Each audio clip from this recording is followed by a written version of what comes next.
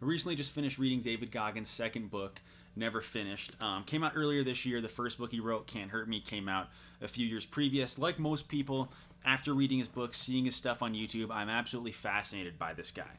Not only by all the awesome stuff he's done, like running who knows how many ultra marathons, becoming a Navy SEAL, all sorts of stuff like that, but the unique mentality that he brings to the table that drives him to do what he does every day. So he defines this mentality as the Goggins mentality. And it's what we see when he talks about his stuff, talks about his workouts. You see all his motivational talks, everything like that.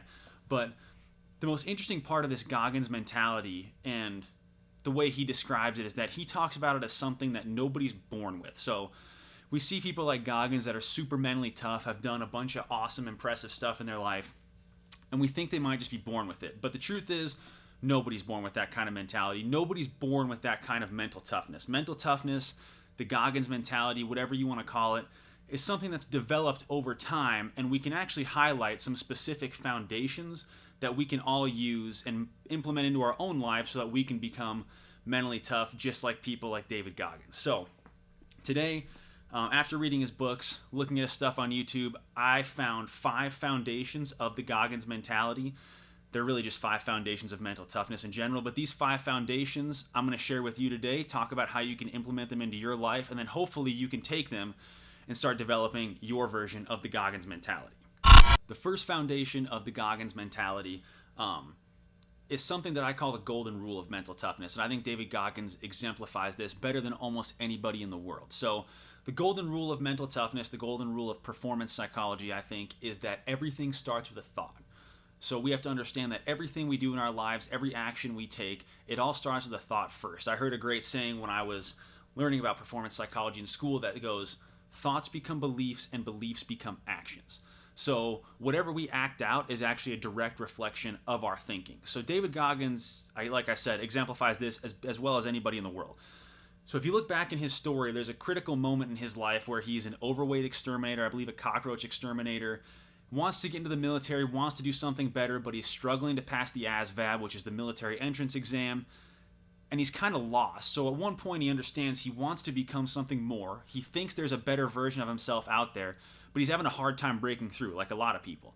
A lot of people go through life thinking, I want to become something better, I want to realize this best version of myself and do great things, but they aren't sure how to break through that barrier that seems to be stopping them. And what Goggins did is actually something really simple. It's simple, but not necessarily easy.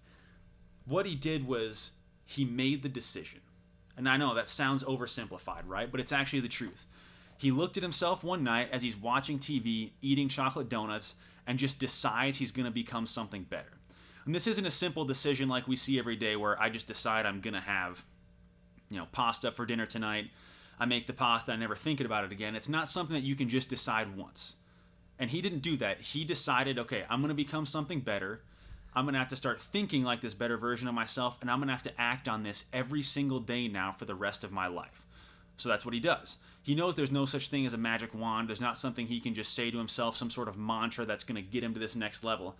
He has to make the decision and continue making the decision over and over every day for the rest of his life. But what he first does is he changes his thinking. He realizes, all right, I've got to stop doing what I'm doing. I've got to start thinking better. So he starts taking ownership of his thoughts and making sure that they serve him and he's no longer serving the thoughts, right? That's kind of a funky saying, but most people, before they understand that they can become something better, that they can become a more mentally tough version of themselves, are just kind of blindly following the thoughts they have throughout the day. Thought comes into your head, you don't really think about it, you act on it, you keep going through this over and over, however many thousands of times throughout the day, right? But as you start progressing towards a mentally tough version of yourself, a better version of yourself like Goggins did, you start to filter your thoughts more. You understand, all right, hey, these thoughts are driving the way that I'm acting. They're driving the things that I believe, what I believe about myself, and in turn, either preventing me from acting a certain way or helping me act a certain way. So he starts filtering his thoughts and understanding that, okay, if I take stock in all of these thoughts, if I stop them as they come in and think about, okay, does this make me better or does it not? And then only hang on to the ones that do make me better, I'll progress towards a better version of myself faster. So that's the first thing David Goggins does, and that's the first foundation of mental toughness, is that everything starts with a thought. You have to understand the golden rule of mental performance. Everything starts with a thought. Thoughts become beliefs, and beliefs become actions. So if you want to become a better version of yourself and start creating your own version of this Goggins mentality, right, acting out on a daily basis, you first have to start thinking like him. And then you have to make the decision over and over again. It's really easy to make the decision once. Everybody can do this one time. Everybody can wake up one day, feel good, you listen to some music, maybe you watch a Goggins YouTube video and you go, all right, I'm ready to work out, I'm going to get in shape. You do it once, but then it's harder the next day and harder the next day. You got to make the decision every day, right? You have to filter those thoughts on a daily basis, on a minute-to-minute basis, really. So, first thing Goggins did, he's sitting on his couch, knows there's a better version of him out there somewhere, and he decides now that he's going to pursue that wholeheartedly. Pursuing that means now only thinking like the best version of me, having the belief that I am the best version of myself, and then acting like that on a consistent basis. And this still drives him today. He understands that thoughts become beliefs and beliefs become actions. So, make the decision to become better. Start filtering your thoughts. Understand that your thoughts need to serve you. You shouldn't serve them. Only entertain the ones that make you a better version of yourself. The second thing that David Goggins does really well, the second foundation of the Goggins mentality, is he owns his actions and the results of his actions 100% of the time. You will never hear David Goggins blame anybody else for anything that happens in his life, good or bad. So this is a hallmark of mental toughness for me. People that are mentally tough are always willing to take ownership of the things that happen in their lives, good or bad, understand what happened, what they can learn from the situation, and then take the appropriate course of action moving forward. And like I said, Goggins does this as well as anybody else. A great example of this was when he was going through BUD/S, which is the SEAL selection process, which is brutal, super hard. He ends up getting rolled back, which means he had an injury, some sort of medical problem, and they stopped him, saying, hey, you can't keep going anymore because we're worried for your health and for your safety. But we're not going to kick you out. We're just going to hold you here, let you heal up, but then you have to start over with the next class. This is a bummer because, like I said, this is a super difficult selection process that a very small percentage of the people actually make it through, and nobody wants to have to go through it more than once. So in these moments, right, where you get rolled back, you get screwed over, you feel like the world's against you, what he did, instead of getting emotional, getting mad, blaming the doctors, blaming the instructors, blaming the system, he looked at the facts, said, all right, I got hurt, I got to start over again, but this is what I want, it is what it is, and I'm going to take the correct course of action moving forward. He owns it all. No blame game, no whining, no nothing. The reason this is so important is because taking ownership of your behaviors and the results of your behaviors is not a normal human response to adversity. We don't like doing this because we don't like to feel like we're the problem. We like to see, tough things happen to us. We find somebody else or something else that's the reason for our problems. I can blame them and keep thinking that I'm good. But that's actually not true. We are the reason we have problems. You are the reason you struggle. You are also the reason you're good. So think about a time in your life where you've been in some sort of competitive setting, high-stakes setting. Maybe it was just school. Let's say you did bad in a class over the course of a semester. I would bet at some point during that semester you were saying that the reason you're not doing well in this class is because the teacher doesn't like you, or the teacher won't teach the way that you like to learn, or something is distracting in the classroom, right? You don't want to own it. You don't want to say, I think I'm doing bad in this class because I'm not studying. I'm not paying attention. Same goes in sports. Everybody that's played sports has had a bad game. It's really, really common, especially in young athletes, when they have a bad game, to say that it's the referee's fault. They were screwing me over. They're making a bunch of ridiculous calls. Or the coach's fault. Coach doesn't like me. Coach won't run an offense or put me in on defense to help us make plays when we need it. It's always someone else's fault. So everybody else on the team was bad. Right? We hear these things all the time. It's a normal response to adversity, but it's not the mentally tough response to adversity. Mentally tough people, like David Goggins, are willing to take ownership of their actions and the results of their actions. They take ownership in the moment. They take what they can from it. They learn from the experience. They use that information and identify the correct course of action moving forward, meaning you own it in the moment and then you take responsibility for the future. Because if you're willing to say that it's other people that make you bad, then you also have to accept that it's other people that make you good. Nobody wants that. It's you both ways. So this foundation of mental toughness, something that Goggins does really well. No blame game. No pointing fingers. Nothing else. Take ownership of your actions, both the good and the bad, the results of those actions as well.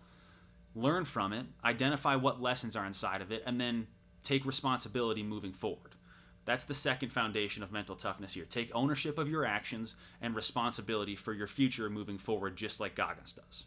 The third foundation of the Goggins mentality, this third foundation of mental toughness, is leaving emotions out of performance. So what Goggins does really, really well is he always leaves emotions out of it.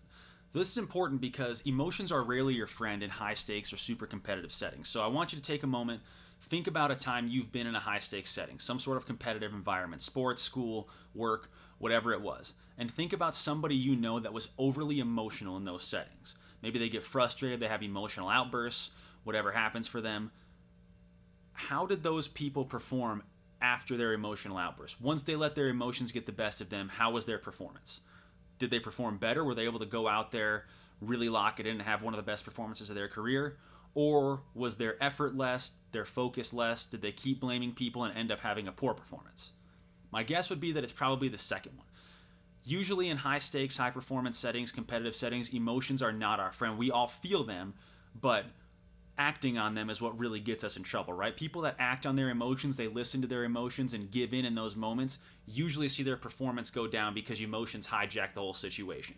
So, like I said, Goggins does this really well. There's a great story about David Goggins where he's running this insane 48-hour race. As far as I understand, you just sign up for and you run for 48 hours, and at the end you put down how many miles you ran. Then they determine a winner. So, but with this race, there were two options.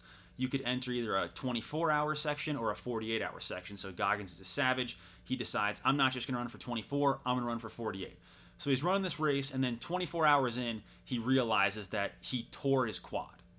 It's torn. It's gone. He can't run anymore. So he kind of limps over to the aid station, and he says, hey, I've torn my quad. I need some medical attention to make sure that things don't get worse. Is it possible, since I've run for 24 hours, that I can just switch my entry to the 24-hour section instead of the 48-hour section and count it here? So the race officials, they deliberate, they talk, and eventually they come back to him and they go, no, you signed up for the 48-hour section. We cannot move you to the 24-hour section now. So if you stop, you're withdrawing. So he takes a moment, he thinks about this, and his response is, roger that. He says, roger that. He goes over to the aid station, tapes up his leg, and keeps going. Right? He proceeds to run for 24 more hours with torn muscles in his leg. So it's the reason I highlight this situation is this would have been a really, really easy place to get super emotional.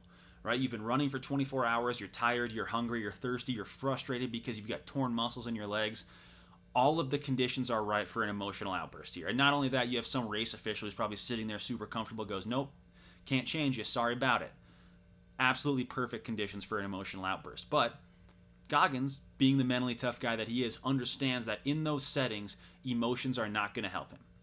It's only going to make things worse. Having an emotional outburst, freaking out, getting pissed off, lighting up the race official, whatever, is probably going to lead to him feeling worse and likely quitting. And he knows that he doesn't want to quit. He's not a quitter.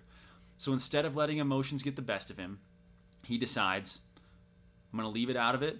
I'm going to hear what they have to say. I'm going to make sense of it, and I'm going to determine the correct course of action afterwards. Really, really, really mentally tough thing to do in that moment. And a saying I like is mentally tough people operate based on facts, not feelings. So in that moment, you can see Goggins operates on the facts. The facts are I've got torn muscles in my legs. I signed up for the 48-hour section. It's only been 24 hours, and they tell me if I stop now, I'm quitting. Those don't fit what I want to do, so I'm going to operate based on what I want. I'm going to finish this race, do what I need to do, and then get medical attention afterwards. Facts, not feelings. As I said, in competitive situations, in high-stakes situations, emotions are not your friend.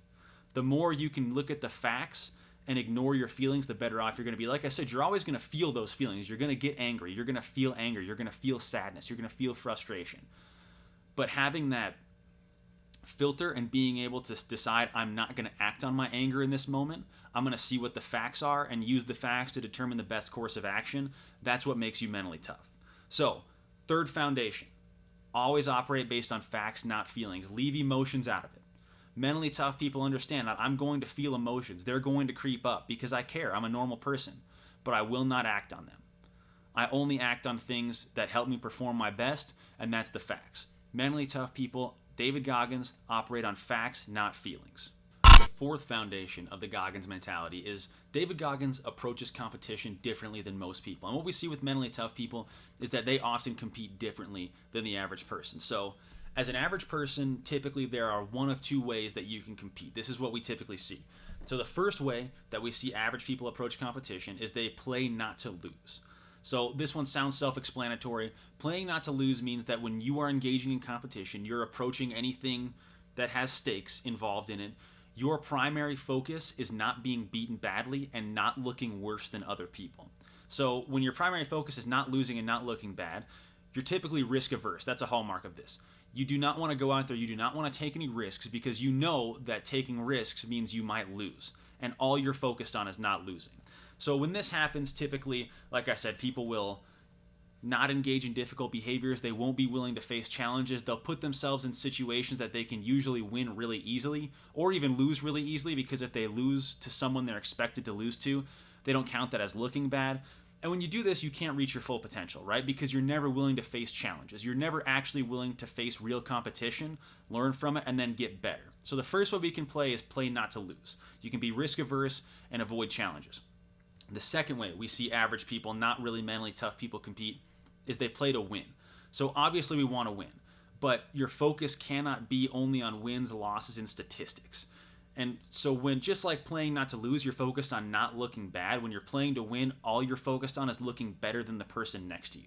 So this doesn't mean that you actually have to improve, you have to keep getting better, you have to represent your team well. It just means that wherever you are in competition, all you have to do is find somebody that's a little bit worse than you and try to go against them all the time. So what happens when we do this is, again, we avoid challenges because we want to look good. We don't want to look like we're not better than everybody else. We end up overreaching. We try to do too much because we're focused on statistics, going out of our way to get numbers, points, whatever it is. And we also end up focusing on our opponent a lot. When you're playing to win, all you're looking for is what your opponent's going to do or what they might have and how you can tweak what you do to look good compared to them.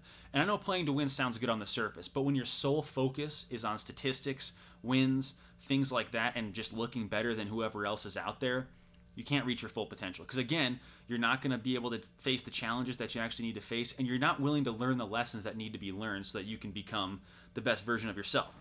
So those are the two ways we see average people play, not super mentally tough people play or compete. The third way, which is what Goggins does, is you can play to play great. So unlike playing not to lose and playing to win, when you play to play great, your primary focus is on mastering your craft, becoming the best version of yourself, embracing challenges and learning from mistakes, and trying to get 1% better every day. So nowhere in there do you hear looking good, not looking bad, putting up numbers, all that. The primary focus when you're playing to play great is you're taking one step closer to becoming the best version of yourself every time you go out there, practice, play, work out, whatever. So like I said, Goggins does this really well. When he goes out and he runs ultra marathons, he's not worried about just looking better than everybody else. He's not worried about social media views. He's not worried if someone's going to beat him. Somebody might beat him. That's okay. If they do, he's going to learn a lesson from that, and that's going to help him become better next time. The same thing when he became a SEAL. He didn't become a SEAL because he wanted recognition from people. He didn't want to wear his uniform around and be told how awesome he was. He didn't want to look better than other soldiers. It was the ultimate challenge for him at that time. And he knew that it would help him become the best version of himself. So he did it. He played to play great. So to become a mentally tough person, you have to make the decision to approach competition a little bit differently. And this is hard because you want to win. You want to have good numbers. But the secret in all of this is that good results follow people that play to play great. The people that go out every day, work to get 1% better, embrace challenges, learn from their mistakes, and have a focus on mastering their craft, those are the people that end up with the best results long term. Not the people that are avoiding risk or the people who are just trying to look better and chase numbers. So to become mentally tough, you got to play great. That's the fourth foundation of the Goggins mentality. Approach competition differently. Play to play great. Focus on mastering your craft and becoming 1% better every day, not on numbers. Fifth and final foundation of the Goggins mentality, the fifth way that he embodies mental toughness, is the most important but also probably the most difficult. So if you listen to David Goggins talk, you read his books, you hear a lot about stealing souls, suffering well, finding joy in pain, all sorts of stuff like that. So the reason he talks about it so much is because it's important to him and he understands that it's probably the ultimate driver of his mentality and the ultimate reason for his success. He seeks out challenges. That's the fifth foundation. Willingly seeking out challenges. I saw a quote on Instagram a few years ago now, and it said, "Champions chase the pain." So this has become one of my favorites because it sounds cool, but also because it's true. When you see people who eventually become champions or they become really mentally tough, the best version of themselves, it's because they've found ways to willingly seek out challenges. So with average people, They do things that they're comfortable doing. When you see somebody that has a hard time making progress in a certain area or a hard time breaking through that barrier that's keeping them from becoming the best version of themselves, it's because they're doing things that they're comfortable doing. People who are mentally tough that actually end up exploding and becoming the best versions of them are people that willingly find challenges. So this is important because, number one, it speeds up your progress. But number two, if you don't go seek out challenges, they come find you anyway. If you don't go seek out hardships, hardship will come and find you anyway. You're always going to have to face these challenges. And when you let them come find you, usually they kick your ass. Usually they beat you down, and it takes you a long time to get through it. But if you can find a way to stand up and go willingly find things that challenge you on a regular basis, you'll understand that, number one, it becomes easier and easier every time. You kind of become addicted to it. And number two, you progress a lot faster. You're no longer afraid of those things. You realize that the idea of facing that challenge was actually a lot worse than facing that challenge. It's worse in your head than it is in real life, always. So finding ways to seek out challenges before they come get you is an absolute critical piece of becoming a mentally tough person. When we look at David Goggins, right, he became a Navy SEAL. That was the ultimate challenge for him then. Then he became an Army Ranger, the ultimate challenge then. He becomes a smoke jumper in his mid-40s, another intense challenge. He's run, like I said, who knows how many ultra marathons. He's always looking for the next challenge because he knows the second that he sits back and he gets comfortable, that mentality starts to go away. It starts to break down. You get a little more comfortable, right? You really want to sit down on that couch and stay there. He continues to seek challenges because he knows that's what's going to create the best version of himself and allow him to maintain this Goggins mentality. So that's the fifth foundation of the Goggins mentality, the fifth foundation of mental toughness. Another thing you can do to start forging your own mental toughness, creating your own Goggins mentality, and working towards the best version of you. That's willingly seeking challenges. So just to recap, the 5 foundations. The first one, make the decision. You got to make the decision to become a better version of yourself. There is a more mentally tough version of you out there. You have to make the decision now, tomorrow, and every day after that to become that version of you. And in addition to that, you got to remember the golden rule of mental toughness, right? Thoughts become beliefs and beliefs become actions. Everything starts with a thought. Start filtering your thoughts. Audit those thoughts you have every day and decide, does this serve me? Does this help me become the better version of me or not? And if it doesn't, throw it away. Number 2, take ownership of everything, the good and the bad. All of your behaviors and their results, you got to take ownership of it, learn from it, and then take responsibility for the future. Take the right course of action moving forward. Third thing, leave emotions out of it. I know you want to get emotional. Humans are emotional beings. Feels good to get emotional every once in a while. I've been there. But those moments you're going to feel those emotions, they're going to come out. Remember, mentally tough people feel them but don't act on them. They operate based on facts, not feelings. The feelings are going to tell you to have an outburst, get upset, do all this crazy stuff. Look at the facts. What do the facts say? What's the next course of action? Some good mantras for that, and you start feeling emotional in these high-stakes settings. Like Goggins said, roger that.